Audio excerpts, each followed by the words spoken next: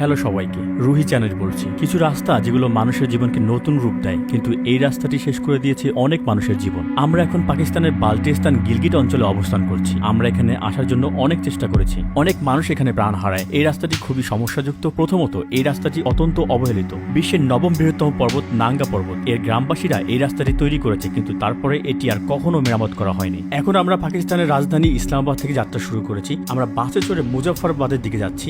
সেখানে আমাদের বাস চালকের সাথে দেখা হবে। চিন্তিত হয়ে যখন আমি রাস্তার কথা ভাবছিলাম, ওই সময় বাসটি থামলো এবং ক্যামেরার সহ একজন লোক সমস্ত যাত্রীদেরকে তাদের মুখোশ নিচে নামাতে বলল। তারপরে তারা পরিচয় পরীক্ষা করলো এবং আমাদের মুখ রেকর্ড করলো। আমরা বিপদসীমার 0 পয়েন্টে পৌঁছেছি।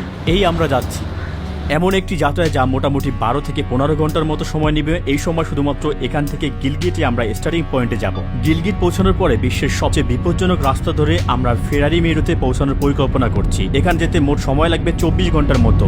এই মুহূর্তে আমরা কারাকোরাম হাইওয়েতে আছি।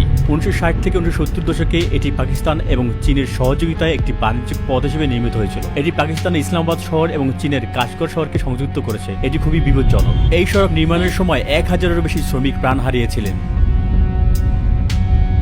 বৃষ্টি এটিকে আরো পিচ্ছিল করে তোলে, যার ফলে এটি প্রতিনিয়ত ভূমিধস হচ্ছে।